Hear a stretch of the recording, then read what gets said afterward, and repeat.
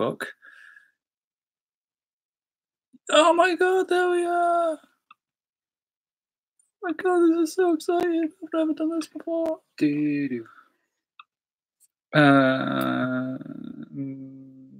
3, 2, 1. Boom! Welcome. Number 43, mate. 43. 43 of these. People are starting to listen to our nonsense, our drivel, our drive, our footballisms.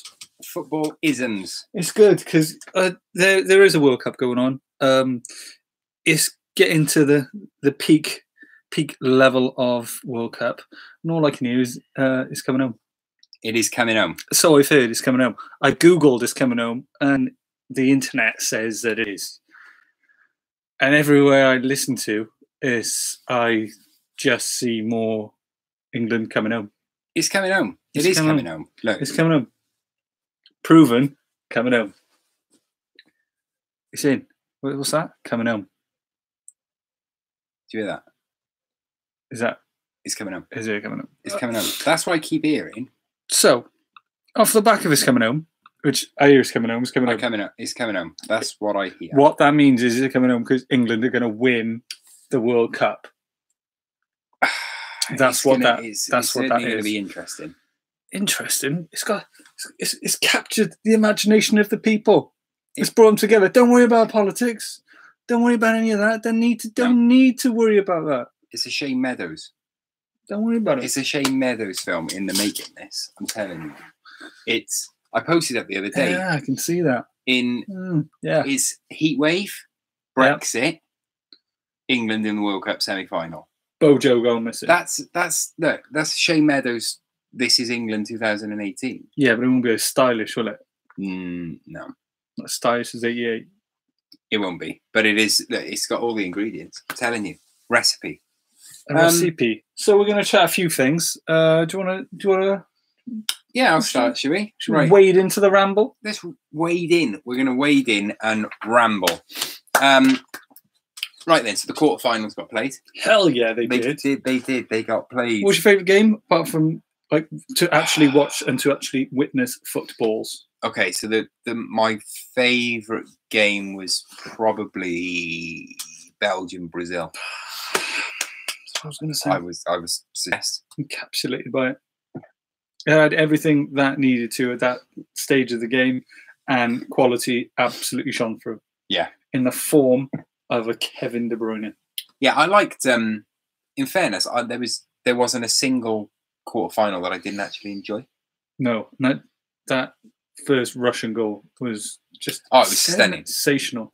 Everyone was banging on about how good the Kevin De Bruyne goal, which it was. Yeah, it was very good. Incredible. But I think this whole round, I think Cherishev's goal was just another level. Yeah, it's going to be on the show reel of beautiful World Cup goals, and Russia can be absolutely proud of themselves for what they did. That they showed tremendous heart and spirit. It's just they should appreciate the fact that they pushed it through to penalties when that header went in to make it 2-2. That just says everything it needed to about that. Considering situation. That the media was in Russia for all, I mean, even we said it was terrible. It was terrible.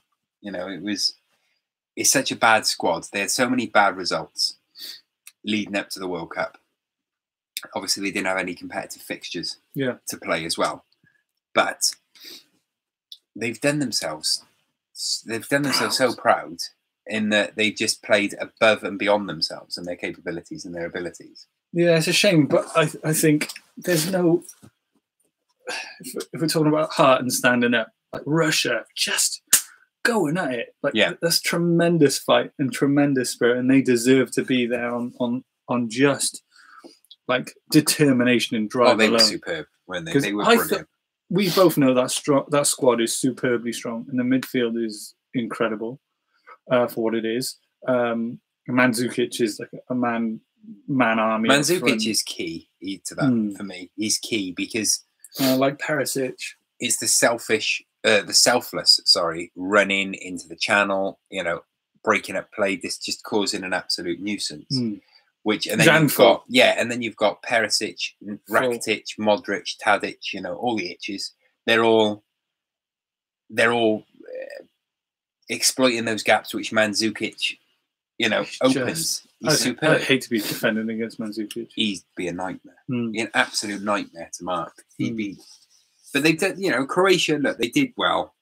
They did what they needed Croatia to do. Done phenomenal work, but they've had the lopsided tournament from what you would hope, because they've done better in the groups than they have done in the knockouts. They haven't had a particularly impressive just knockout. Relentless on them, isn't it? Going to 2 extra times, 2 penalties, getting through. It just shows heart. No matter what they do, like they're playing England now. Yeah, that's the only team in the quarters that actually just dragged themselves through to extra time and penalties, and they did it in the previous one as well. Now, when it gets to Croatia, England, like England have the upper hand. Yeah, absolutely. They're feeling fresh. They're feeling confident. They've got nothing to lose. Absolutely nothing to lose. No, it'll just be a thing of, at this stage of the competition, it will be quality of those games at the highest level. This is it. This is going to be absolutely huge. Either one, it could go either way. That, couldn't it? I hear he's coming home, but it's not an easy. There's no easy games. No, it's not going to be an easy game. The Sweden game wasn't an easy game. It was. You could argue that it was the easiest quarter-final available. Yeah, it was. However, no team gets to a World Cup quarter-final through luck. Let's not forget Sweden are the reason, or one of the end reason anyway, that Italy aren't at this World Cup. Yeah. They went into this tournament, and we talked about this before, in that they went into the tournament with no hope, really. Because they'd already got what they wanted. They didn't think that they were going to qualify. They did qualify. And anything else was a bonus. Anything else was a bonus. And that's now where England find themselves. England find themselves in prime position, really, because the pressure's up. And I like how the media have turned it around, and it's come from making the whole "is coming home" thing instead of the negative. We live in a meme world. Meme world, where everything's been taken to that next level, and it's just changed the whole thing. Years ago, there wouldn't have been that humor about the situation. Now, people have really got on board, and I see a proper transition of.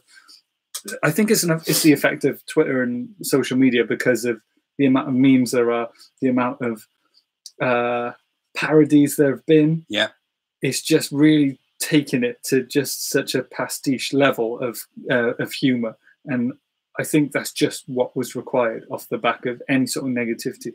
Gone are the days where they just hung up to dry. Yeah, especially at this stage. I mean, for the penalties against Colombia, it could have gone that way, like we discussed in a previous podcast, where I think that the media really would have turned on them. Anything that comes of England right now, their heads are held really high. They can't do any more than that. Even I was talking to you earlier about Jordan Pickford. Yeah, his performance through this entire World Cup has cemented him for England #1. He could do anything now, even if he were, let's say, to drop a clanger now, make a mistake or whatever. Yeah. I think everyone would just still be on his side and support him, and realize that he's kept them in it, and he's kept whoever they played at bay to like that amazing level. The amount of saves he made in that Sweden game, like we were saying, it's not an easy game. No, it's not an easy game at all. Up to be applauded at the highest level because of that performance. You can only play as in front of you. They went out, they played the game, they were comfortable throughout the game. They conceded some shots on target, which they would dealt with. Yeah, and they went about and did what they needed to do. The fact is it's that I don't see much of a difference between. Albeit the only difference I see is opposition. However, I don't see much of a difference between what England did, their performance against Sweden, and what France did against Uruguay. France just decided they were going to turn up, play the game they needed to play, do it well, convincingly, get the win, and go home. And that's what England did. There was no need to do anything. It was a very professional performance. It was accomplished. Everybody did what they needed to do. They stayed in the game for 90 minutes. Their mentality is completely in check. And when you see like die-hard defending from like Pickford, the amount of saves that he made, like key saves, as well as Henderson, I got to say, we've got a debate going on right here with how good our mate Jordan's been for this tournament. His one key thing stands out in my mind when Pickford made that down bottom right save with this grasping save, and then Hendo blocked it and then trailed him and then booted it. And that celebration, because of that effort that was put in, it like goes really far. Especially, it's like the same mentality when you see a player run his balls off to just block like a clearance or anything, and it's that everyone's on that side of it. So it's like that full support, and it's showing how much he's putting into that performance. So we had a debate earlier, guys, about Jordan Henderson versus N'Golo Kante, who's caught the eye more. I think Kante has had an incredible tournament so far, and he's an integral part of the France machine. And I have to say, Henderson definitely is for England as well. I would sway more towards Kante, but like, let's make this clear. Henderson is playing out of his skin. I'm not saying that Jordan Henderson is a better player than N'Golo Kante. I'm not, because he's not the best midfielder in Liverpool's squad, let alone in the World Cup. What I'm saying is, based on performance, he's one of the standout midfielders of this tournament.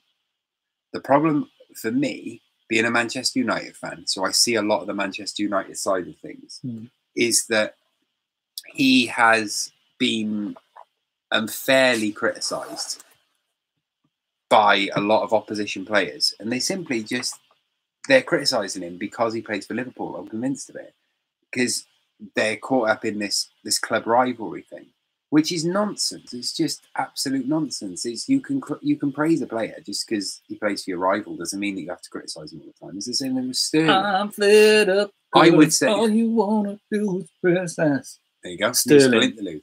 Another thing, Sterling. We're moving on to Sterling. Well, I just briefly. We're both fans of Sterling. We support you, Raheem.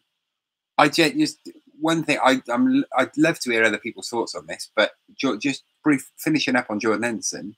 Name me a midfielder who's had a bigger influence on his national side's games at this tournament. There are people on par. There is no one who's had a bigger influence. One Sir Paul of Pogba. Definitely has. Yeah, but he's on par. I say he's on par. Come on. No, he's on par. Performance-wise, he's on par with Henderson. Because Henderson has also been tracking back, making last-ditch tackles when he needs to, but also busting a gut and getting into the box. And his link-up play with Ali and Lingard, who people were sort of weirdly frowning upon them playing there, because they're not technical. They're not known as centre mids in the classic, like Roy Keane sort of role. Do you think he's gone under the radar as well because other people at Harry Kane's are getting the plaudits of that system? I don't see too much said about Henderson, like overly. I see bits and pieces, but I think he just goes underneath the radar. Oh, he does. He does go under the radar. But he deserves to get so much more. Because Lingard had a cracking game as well. Lingard's been really good. Dele Alli has been really good. He's been off the pace. In the Colombia game, I did think he should have come off at half-time. Now is the time where players like Ali can really kick on. Yeah. And those players are kicking on, because of players like Harry Maguire and Kieran Trippier and Sterling and Jordan Henderson. The Sterling thing then, going into the Sterling thing, is that what people aren't seeing, they're just seeing what's in front of their face. They want goals, they want assists, and that's all they're judging someone's performance on. They're not watching that when Raheem Sterling darts out wide to the right, he's dragging a central midfielder and the left back with him. I mean, it's creating all that room. Full of heroes. Like at the beginning of this tournament, it's the World Cup, that's what we're talking about. Yeah, World Cup. We had a look at the England team sheet, and we were a bit concerned because we thought everyone would jump on Kieran Trippier's back for not having the experience that he's got, but you can't do much about that apart from play to get experience. And he's been one of the standout performers in that team. Yeah. He's done everything he's needed to for that time. Yeah. As it comes from the most standout performer of the England team, it is up there with Harry Kane. I believe it to be Raheem Sterling. Now, Sterling, there's so much division of how Raheem Sterling's actually been. Really surprises me because on that team sheet, he has been standout and he never gets the credit that he is duly deserved. We said this about his absolutely immense season which he had with Man City. Yeah. Off the back of that, he's still young. I don't think he's been supported really through his career much because of the Liverpool Man City switch up. Yeah. Proven his worth, proven his potential. After last season, cements that he is a class player. This is just cemented he is actually a world-class player for playing out of his position what he is, and to make the runs that he's doing and stretching the play. It's not all about where the water gets muddied. Is people think it's all on stats alone, like stats, goals, assists. It goes for so much deeper than that. And I think Ted Knudsen in his stats bomb really made this clear of how much of an influence Raheem Sterling has. Raheem Sterling, because he's feared on the position that he plays. He stretches play. He terrifies. He terrifies defenses. And that I hear people go, yeah, he's great, but he can't finish. That ball pinged over from Henderson. The touch he had alone, right, for one. How he took it. The goalkeeper made a crazy save, grab to deny him. And off the back of that, he couldn't. He was trying to square it. There was two men there to square it. He couldn't because at that time, the Swedish defence flooded back. And I think he did the right thing of taking it on himself and just trying a shot. Yeah. He did everything right. He just didn't come off for him. The moment he could pop up in the next game and get a goal. And hopefully people will be on his side. But Raheem, we support you. The thing, I keep getting told, so people have said to me, oh, he needs to get a goal. As long as someone gets the goal, I don't care who it is. It doesn't matter.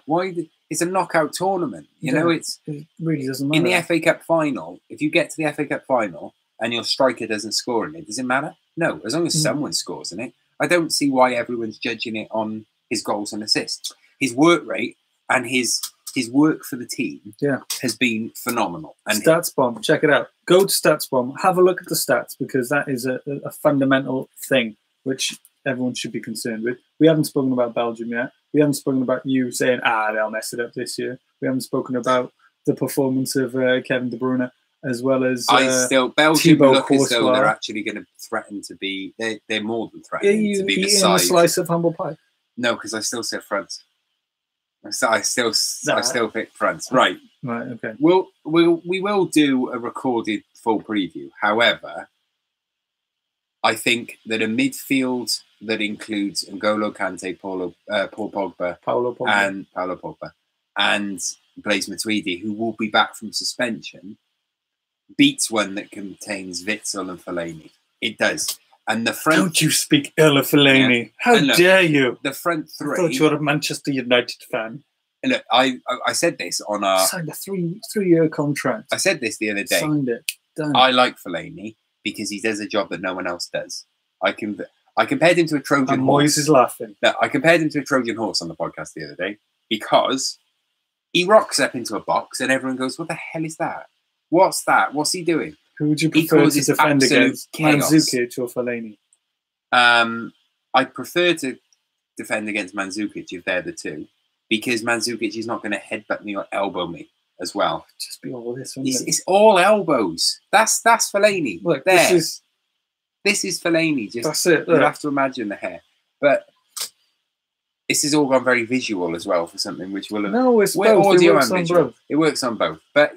So he's all elbows and edges and corners, you know. He's horrible. He's horrible to defend. He's horrible. But you prefer him on your team rather than against you. Well, name me someone else that can do that job as well as Fellaini.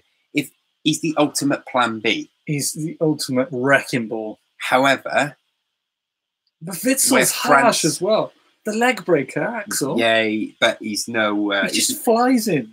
The difference. But look, that sets up Kevin De Bruyne to be free. Both of those players. My argument is Belgium play, or they want a mixture of Fellaini and Witsel to blend together and create a player who France have got in N'Golo Kante.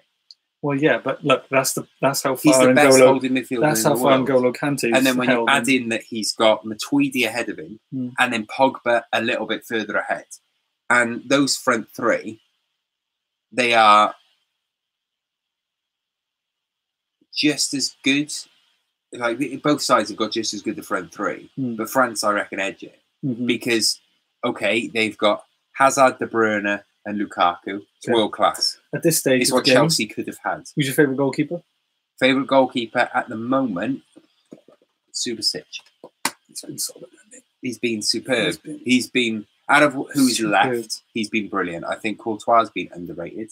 Courtois just gets on with his business. Yeah. Now. Absolutely. I just look into that France-Belgium game. Although I can see it going either way, I think that... You fancy in Belgium? No, you fancy in France. I still fancy France. I think France will win it because, one, I've got to stick by it because I can't pick France 4 weeks before the tournament starts and then a day before they play a semi-final, decide to suddenly change my opinion and go Belgium. But it's going to be a great game. It's going to be brilliant. But also, I think in that midfield, I keep thinking Belgium's game is getting from that midfield. Where I think they struggle, or they will struggle against France, is they need to get that ball, they need to get it up to the midfield, who will then in turn get that to those front three. De Bruyne will drop deep. If De Bruyne drops deep, Kante will be on it. Kante's got like a huge Kante game. Can be just on, man mark. He has to man mark. Kante is going to be the key player for me. But where I think it will be won is if Kante can out Kante everyone on that field, which he 100% can. Out Kante. But when they get the ball up, right? Do you have Giroud in and around the box? Paul Pogba transitioning the ball. So Kante's won it, gives it to Matuidi, who plays a pass out to Pogba, who's pushing further up. Giroud drops back to meet him, and then that will create Griezmann. Pogba, exactly that. For me, the whole aim of this, as good as Alderweireld and Vertonghen and company are, I think they'll be caught out. I think they will drop deep because I think Giroud will drop deep. I think he'll drop further back. Pogba will come up to meet him. Then they'll press forward, and that will create room between the back line, those back three for Belgium, and Courtois. And there is no way anyone in that picture then has got the engine to catch Mbappe or Griezmann. None of them. No one would. If they just keep that little bit of space and Pogba plays a diagonal ball through the midfield, through the defence, and out wide to Mbappe, Mbappe's scoring. It's that simple. It's that simple. There's no way they can't. So you're saying the biggest surprise would be if Belgium play Croatia in the final? Yes. Okay. I could make an argument why Belgium will win if I needed to. Well, we could wade into Croatia England as well if we're going to do that. It worries me, that game. If from an England perspective, game's going to worry you. This is from an England perspective. That game is. I think they've got the edge because Croatia have just waded through, and they've been so resilient to get to penalties twice in the lead up to this game. Like that squad's going to be a bit more depleted a lot more depleted than England. Yeah. Although I think Croatia have got more quality. They've got much more quality, but it doesn't matter. That's out the window when it comes to tournaments. It's a knockout tournament. Wigan beat Man City last season in the FA Cup. It doesn't mean Wigan have got a better squad than Man City. It just means that they won a knockout game. Anyone can beat anyone. Yeah. Russia knocked out Spain. It is what it is. It's probably coming home. I genuinely do think that it's going to be a France versus England final. However, if it's Belgium versus Croatia, I wouldn't be surprised as well. I know that's me hedging my bets. If I had to put money on, it would be a Croatia England final. Right, we'll do another one. We'll do 5 things we learned about this World Cup premiere. Yeah. What have we learned from this World Cup? You tell me. Learned a lot. We'll just do those. Yeah. Right. So save that one. Yeah. Sorry, interlude here. Interlude. We're pausing it and doing something different. And when you listen to it on iTunes or Anchor or Podbean or where else are we? Spotify, Acast, all of those massive, massive outlets for podcasts. You'll never know. Because we'll have edited it all together seamlessly and all of this dribble wouldn't have happened. Because we're professional, yeah? We are professionals. Okay. What are we doing now? We're now discussing 5 things that we learned at this World Cup, but we haven't actually discussed what those 5 things are going to be in advance. What are you thinking, mate? 5 things. 5 things. Apart from England-orientated things. Come on, we could do the oh, I think I got Harry's footballer. No. I think I have. And the name's on screen there. Guess who? Who? Jordan Pickford. Pickford's Airy footballer. Pickford's Airy footballer. No. Yep. Yeah. Right, we'll discuss that in a bit. Okay. 5 things. French squad, Belgium living up to potential, Croatia never say die. Yeah, and England. And then I want to introduce this scenario. Have you heard of this? Packing.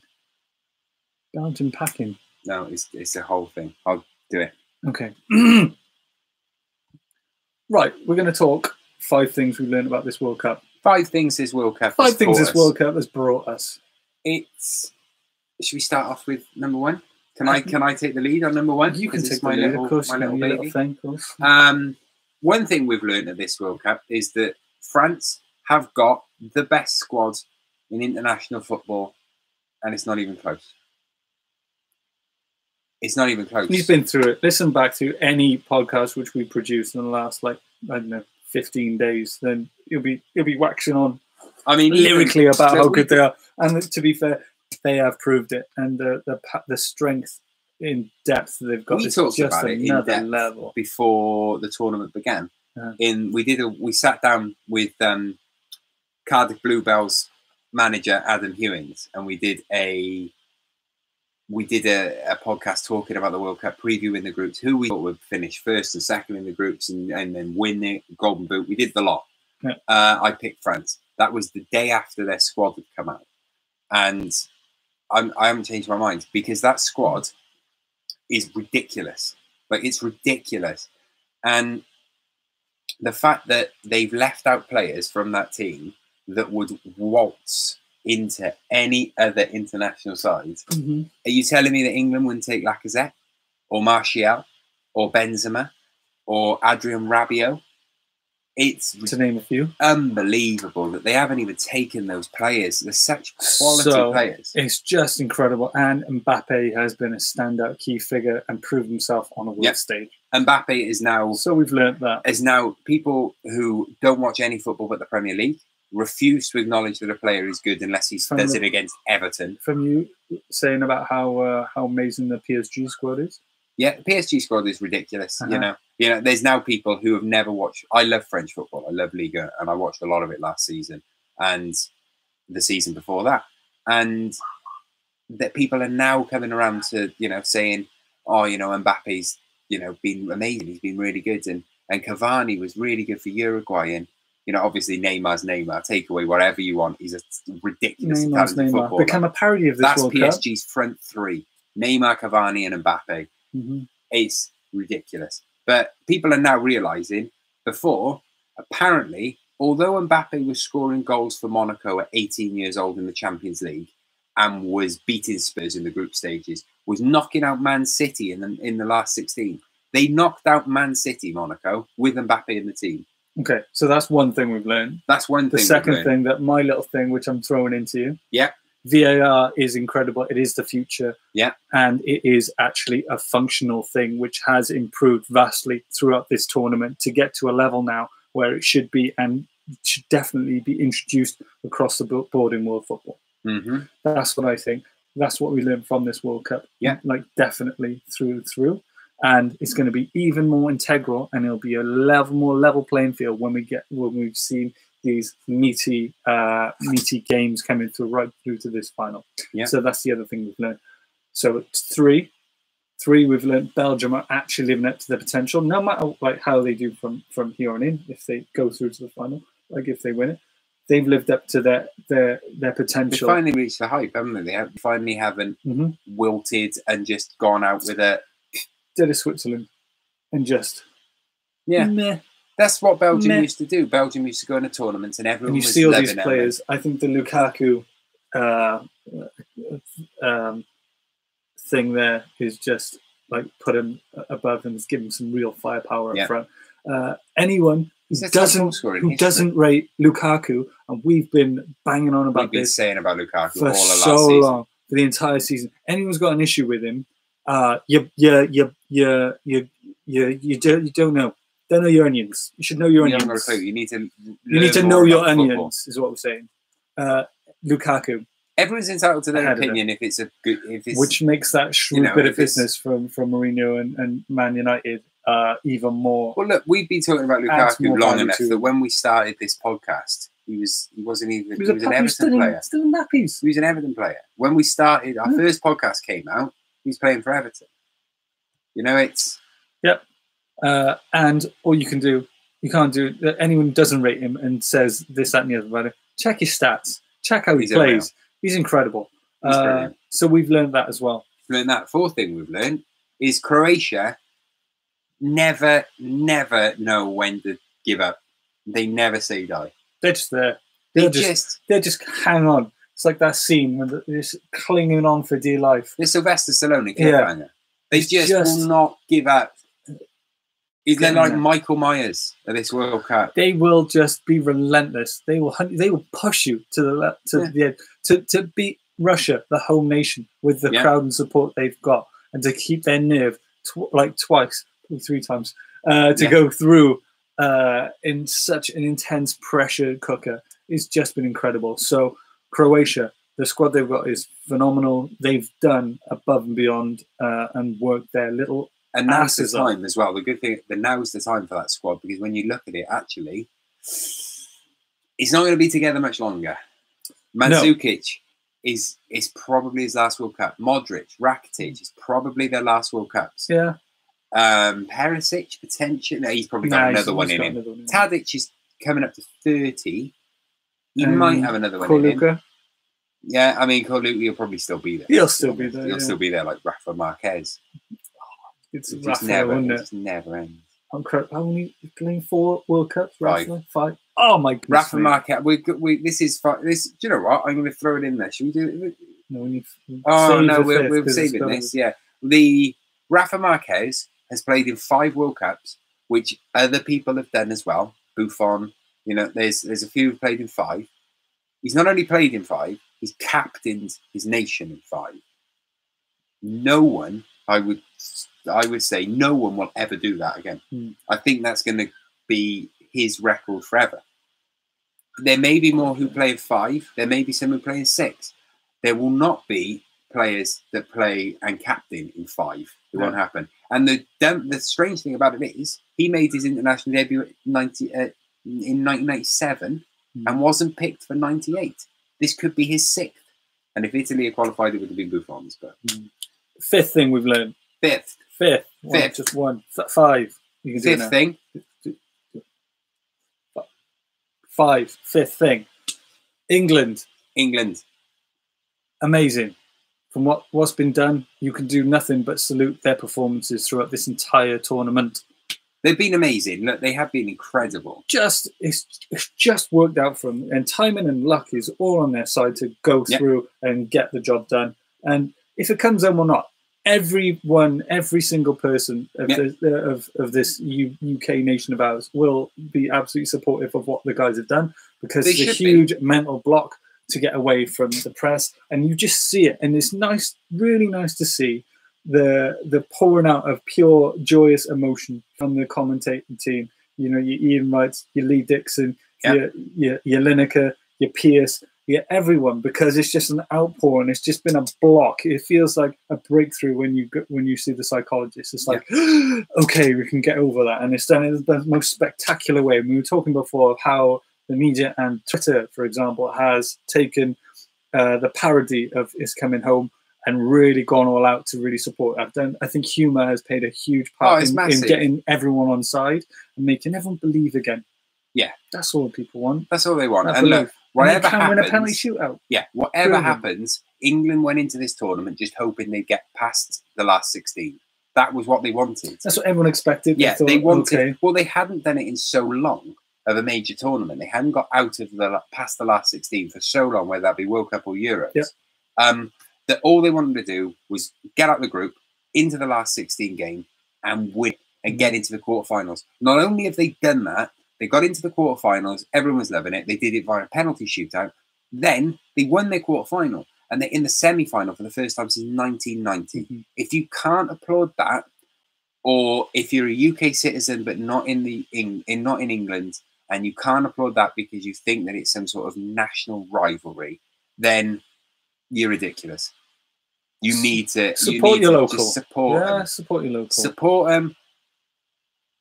They've been amazing. They deserve it. Look, regardless of what happens, they can come back with their heads held high. So there are 5 Harry things. Kane will be a cert. Harry Kane will be united if this comes off, and we'll never. If they win the World Cup, we're having a bank holiday, and every single one of those squads is getting united. We're going to have Sir Danny Welbeck. Yeah. Sir Kieran of Trippier. Sir Gary Cahill. This is what we could go on. We could go on. We could go on. We could go on and on and on. So there are 5 things.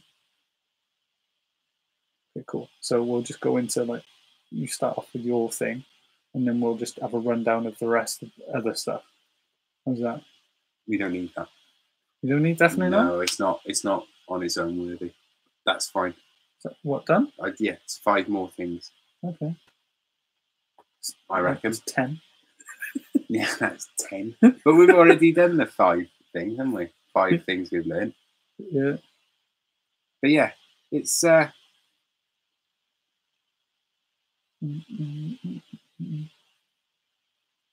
Right, cool. All right, so done 33 minutes there. Yeah. Just have a little ramble about other stuff. Should we turn this on for other stuff? No, I reckon we turn that on. You think that's done? Yeah, I reckon that's done. I reckon that's good. I reckon a little half hour live stream. We've done what we need to there.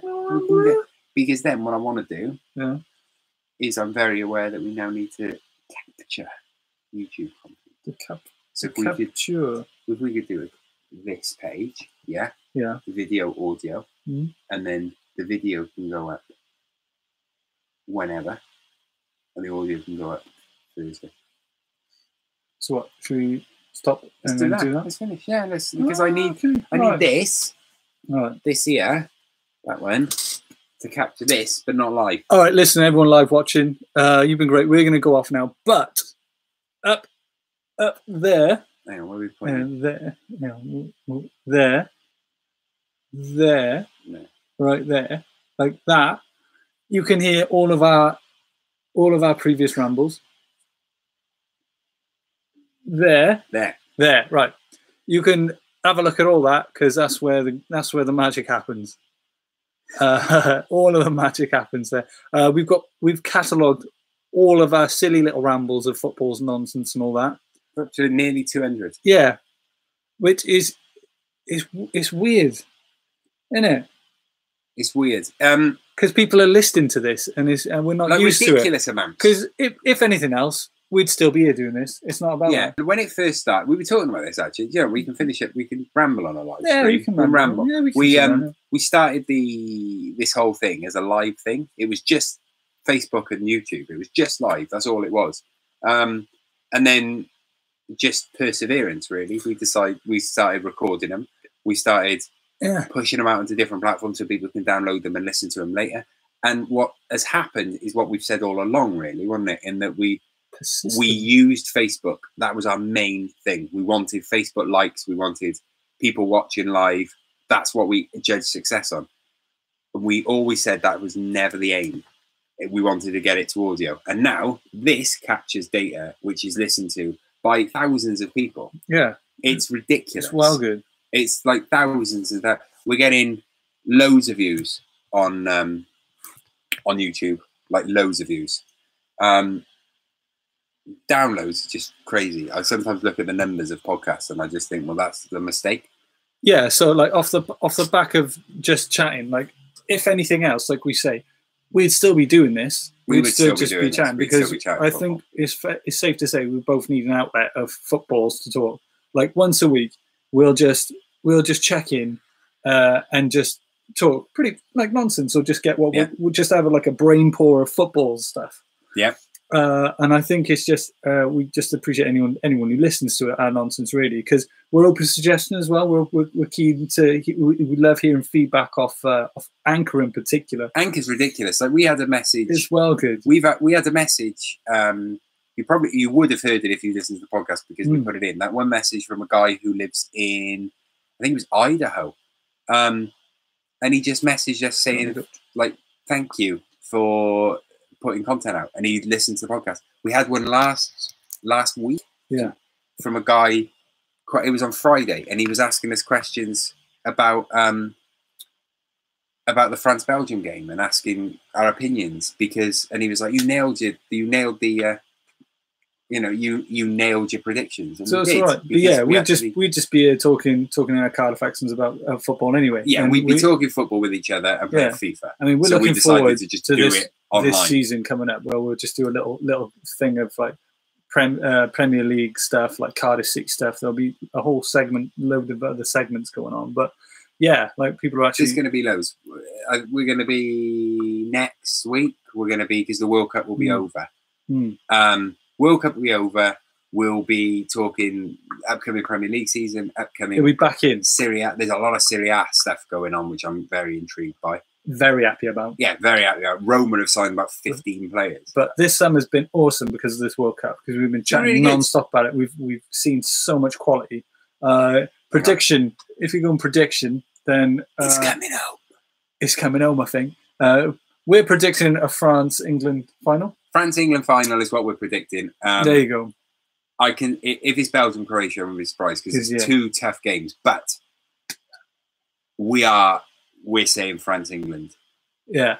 I just hope now, actually, the closer it's getting, because last week's podcast, which was recorded, I said that football was coming home. You said that, yeah. It was It was going to be in the customs, and France would pick it up. That's what I said. That was it will get all the way back to this country, and Paul Pogba will pick it up at customs. I genuinely, the closer we're getting, if it gets to a France-England final, it's either France win, and I was proven right 2 months ago, or England win, and the nation is delighted, and we get a bank holiday. So, and everyone gets knighted.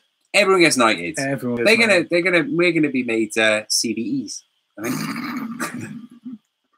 But yeah, why not? It's coming home. Why not? Sure. It's good. Look, it's coming home. Yeah, sure thing. Why not? So yeah. Why the hell not? Might as well. If you can't dream, what can you do? Why not? Just lights people up, doesn't it? Yeah, exactly. It's nice. I haven't seen the country this excited since Euro '96. Since sliced bread. Since sliced bread. Everyone was like, "What? What is this? This is the most exciting." I don't have to rip off chunks. This is ridiculous. It's insane. Sliced. Yeah, I mean, I haven't seen anyone this excited since the snow came and my nan stocked up on long life milk.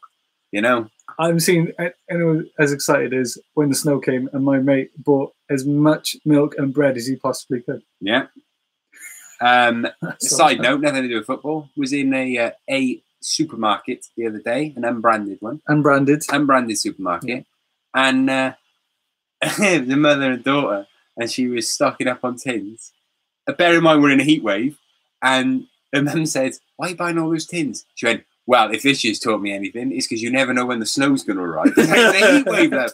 There's a heat wave, and you're buying tins of beans." So yeah. I mean, she thought it was coming home as well. So she knew there'll be. She knew it would just be like an apocalypse. She knew there was a storm coming out. There was a storm coming in the shape of Jordan Henderson and Harry Maguire, looking like Mac. Hey, how good is that? How good is that Brentism picture? It's brilliant. Yeah, the only way that Harry Maguire could impress me anymore now is if he does the male version, the male remake of Flashdance. That's what I want. He's become a meme. How Harry good Maguire is that? Has become a meme. That is just from this. Let's just roll back a minute. Yeah. Harry Maguire has become one of the funniest memes of this tournament. Yeah, with him just leaning on the glass. Him leaning, and there's it is amazing. Just chatting away to some girls. Have you seen a better one than that? No. And I said, not striking, mate. Completed it. Then not striking. He said no professionals. Just went up there, headed in. So what are you worried about? Very good. It is very, very good. Absolutely amazing. So yeah, we've had an awesome World Cup. It's been brilliant. And on a football level and also on a podcast level, because honestly, you lot don't see the numbers, but we do, and we just looked at them again to round up. The sheer volume of people who listen to us talk about football is crazy. we're sat in the Ramble dungeon here again for the first time in a few weeks. Yeah, because we've been at the studio. We've been shooting at the studio. Yeah, we've been at the studio for like the last 2 weeks shooting stuff with, you know, as you've seen. And it's ridiculous. Like we did put a podcast up called 5 Top Things at the World Cup, which starts with literally 2 minutes of audio of us two, the sound guy, and the cameraman. Just it's up there in that link. That link there. That link there. It's called 5 Top Things, and it starts with 2 minutes of us laughing. It's the worst intro to a podcast ever. It's one of our most listened to and downloaded episodes. Like, people have genuinely loved it. It's just 2 minutes because it just sounds like 4 guys in a room having a laugh and talking football, which is exactly what it is. It's other stuff of note. There's this absolutely brilliant podcast called Quickly Kevin. Yeah, Quickly Kevin. He introduced me to it. I've listened to it now. I've listened to a few. It is good. It is amazing. It is very good. So we're impressed with that.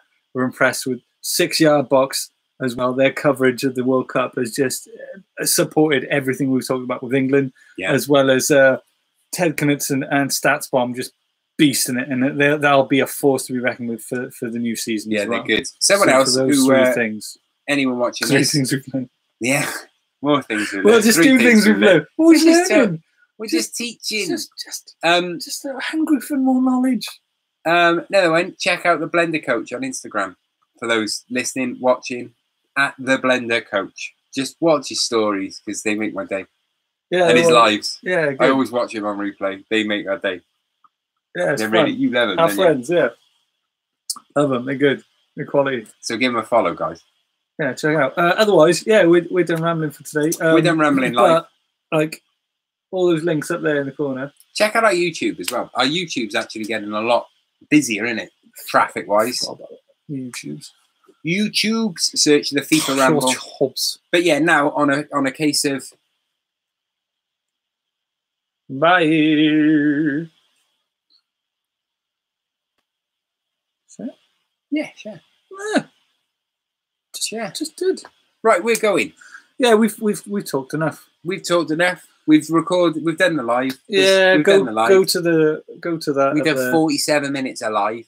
Go that up there. Get up there. There's far better content there. Yeah, because that's stuff that we edited.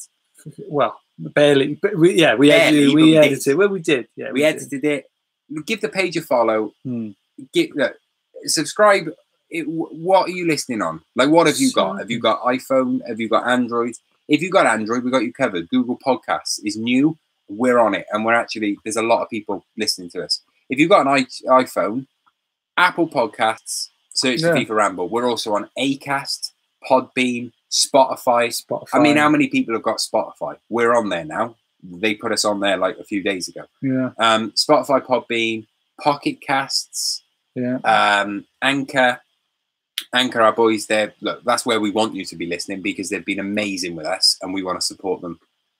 So we would much prefer you to download the Anchor app and listen to us on Anchor because they're brilliant. It's a great platform and they've helped us out an awful lot and supported us. Yeah, it's been good. It's been really good. YouTube, Twitter, at the FIFA Ramble, Instagram, at the FIFA Ramble. All of this stuff. Twitch, Calhoun Review. Twitch.tv/Calhoun, CALHOUN Review. Just get over there. But we're gonna pop off now. No, it's good. Okay. It's there for you.